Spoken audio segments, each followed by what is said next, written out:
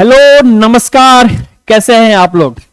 आज बच्चों समझने वाले हैं, पता तो चल गया होगा कि क्या समझना है। आज जो हमारा टॉपिक, एक छोटा सा टॉपिक है जिसको हम लोग बोलते हैं इंडोप्लाज्मिक रेटिकुलम।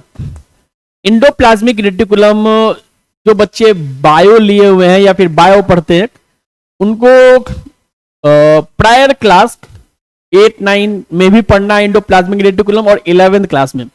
लेकिन क्या आज तक आप जान पाए हैं कि इंडोप्लाज्मिक रेटिकुलम हमारे शरीर में करता क्या है? तो आइए आज हम लोग समझने का कोशिश करते हैं कि इंडोप्लाज्मिक रेटिकुलम हमारे शरीर में करता क्या है। सबसे पहले चीज समझिए कि जो सेल जो होता है, तो सेल में दो तरह के प्रोटीन पाए जाते हैं। एक पाया जाता है सिक्रेटरी प्रोटीन और एक पाया जाता है साइटोप्लाज्मिक प्रोटीन। तो सिक्रेटरी प्रोटीन को बनाने के लिए, सिंथेसिस करने के लिए एक सिस्टम चलता है जिसको बोलते हैं हम लोग इंडोमेम्ब्रेनस सिस्टम। इंडोमेम्ब्रेनस सिस्टम का जो सबसे पहला जो ऑर्गेनेल, जो न्यूक्लियस के आउटर मेम्ब्रेन से ज्वाइंट रहता है, वो रहता है आपका इंडोप्लाज्मिक रेटिकुलम, जिसको हिंदी में बोलते हैं अंतःपर्दविक जालिका। आप समझिए कि इंडोप्लाज्मिक रेटिकुलम में एक स्मूथ क्यों होता है और एक रफ क्यों होता है। ठीक है, तो बहुत सारे बच्चों को यह चीज बिल्कुल क्लियर कट पता है कि रफ को रफ इसलिए बोलते हैं क्योंकि इनके पास होता है राइबोसोम। इनके ऊपर पाया जाता है राइबोसोम और स्मूथ इंडोप्लाज्मिक के पास नहीं पाया जाता है राइबोसोम, नहीं पाया जाता। लेकिन आप ये कभी समझने का कोशिश किए हैं कि रफ वाले पर ही राइबोसोम क्यों आता है? इसलिए आता है क्योंकि इनके पास भैया पाया जाता है क्या? रिसेप्टर। इनके पास होता है एक रिसेप्टर, जिस रिसेप्टर को हम लोग कहते हैं राइबोफोरेंस। क्या बोला बच्चों? ये होता है आपका राइबोफोरेंस। उम्मीद है कि आपको दिख रहा होगा। ठीक है, तो राइबोफोरेंस नामक एक रिसेप्टर एक एंडोप्लाज्मिक रेटिकुलम पे आके बैठ जाता है, जिसके कारण राइबोसोम उनके ऊपर आकर अटैच हो जाते हैं। तब इनको कहा जाता है रफ इंडोप्लाज्मिक रेटिकुलम। अब इनके फंक्शन को जरा समझने की कोशिश करें कि भाई स्मूथ का काम क्या है और फंक्शन यानी कि रफ का फंक्शन क्या है। तो सबसे पहले यहां पर लिख दिया जाए दोनों भाई साहब के फंक्शन। रफ का फंक्शन क्या है और इनका फंक्शन क्या है, समझ लीजिए। जो स्मूथ इंडोप्लाज्मिक रेटिकुलम है, इनका काम होता है सिंथेसिस करना। क्या सिंथेसिस करेंगे? सिंथेसिस का मतलब होता है बनाना, यानी कि नॉट केला, इसको प्रिपेयर करना।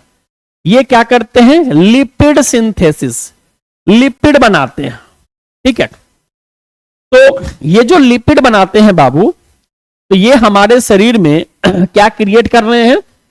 ये क्रिएट या बना रहे हैं हार्मोन। क्या कभी आपने सोचा कि बिना हार्मोन और बिना एंजाइम के हम लोग सरवाइव कर पाएंगे? तो बिल्कुल नहीं। लेकिन ये हार्मोन कहां से आते हैं, एंजाइम कहां से आते हैं, ये हमारे बॉडी में प्रिपेयर कौन करता है? तो बाबू ये सब काम करता है कौन? एक करेगा स्मूथ इंडोप्लाज्मिक रेटिकुलम और एक करेगा आपका रफ इंडोप्लाज्मिक रेटिकुलम। जैसे हमारे बॉडी के अंदर बहुत सारे स्टेरॉयडल हार्मोन होते हैं। क्या होते हैं बच्चा? स्टेरॉयडल हार्मोन होता है। स्टेरॉयडल हार्मोन, स्टेरॉयडल हार्मोन जैसे मैं आपको एग्जांपल दे दूं, टेस्टोस्टेरोन जो मेल में पाया जाता है, ब्रैकेट में एरो, फिर उसके बाद ईस्ट्रोजेन, फिर उसके बाद आ जाएगा प्रोजेस्टेरोन। तो ये जो एंजाइम है, ये दोनों पाए जाते हैं किसके अंदर? ये पाए जाते हैं फीमेल के अंदर। तो हमारे यानी कि मेल मेल इसलिए है क्योंकि उसके बॉडी में टेस्टोस्टेरोन है, फीमेल फीमेल इसलिए है क्योंकि उनके बॉडी में एस्ट्रोजन और प्रोजेस्टेरोन सीक्रेट होता है। तो ये काम करता है आपका smooth endoplasmic reticulum. Rough endoplasmic reticulum की अगर हम लोग बात करते हैं बाबू, तो बड़ा सिंपल सा फंडा है कि यहां भी तो हार्मोन है ही, साथ में ये हमारे शरीर के अंदर क्या बनाते हैं, ये एंजाइम भी बनाते हैं और ये हमारे शरीर में हार्मोन भी बनाते हैं। ठीक है, तो ये प्रोटीनिशियस हार्मोन बनाते हैं। एंजाइम की बात करें, हम लोग हार्मोन की बात कर चुके हैं, अगर हम लोग एंजाइम की बात करें तो एंजाइम की बात में समझिए कि जैसे पैनक्रियाज, तो पैनक्रियाज जो हार्मोन बनाया, एंजाइम बनाया, एंजाइम की बात करें हम लोग, जैसे ट्रिप्सिन, है ना, लिपिड को हटा दिया जाए, ट्रिप्सिन और सेलेब्री एमाइलेज, सेलेब्री एमाइलेज, ठीक। उसके बाद गैस्ट्रिक जूस, गैस्ट्रिक जूस में बहुत सारे हार्मोन्स आते हैं, सॉरी एंजाइम आते हैं। तो इनका जो प्रोडक्शन होता है ना, वो प्रोडक्शन कौन करता है, रफ एंडोप्लाज्मिक रेटिकुलम। यानी कि स्मूथ एंडोप्लाज्मिक रेटिकुलम से क्या बना, steroidal hormone like the testosterone, progesterone, estrogen. तो वहां पर कौन बनाने का काम कर रहा है, स्मूथ एंडोप्लाज्मिक रेटिकुलम।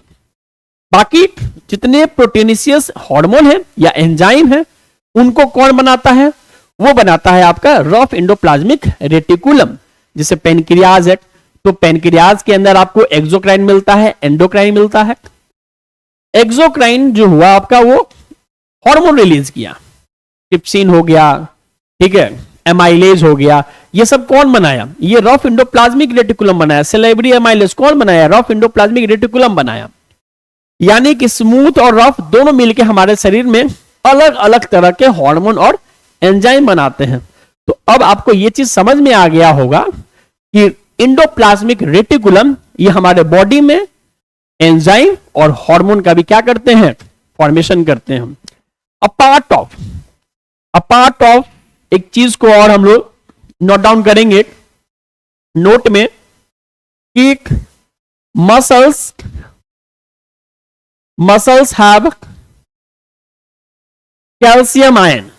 ठीक है, कैल्शियम आयन जो स्टोर होता है, स्टोर इन सार्कोप्लाज्मिक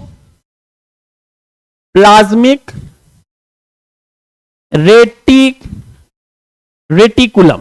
ठीक है, यह भी एक नोट में है कि अगर एंडोप्लाज्मिक रेटिकुलम कैल्शियम आयन अगर वो स्टोर करता है हमारे मसल्स के अंदर, तो बच्चा वो क्या कहलाता है, सार्कोप्लाज्मिक रेटिकुलम।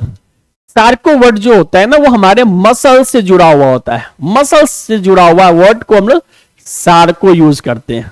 ठीक है, तो उम्मीद है कि आपको एंडोप्लाज्मिक रेटिकुलम का रफ, स्मूथ और सार्कोप्लाज्मिक रेटिकुलम अच्छे से समझ में आया होगा। Thank you so much.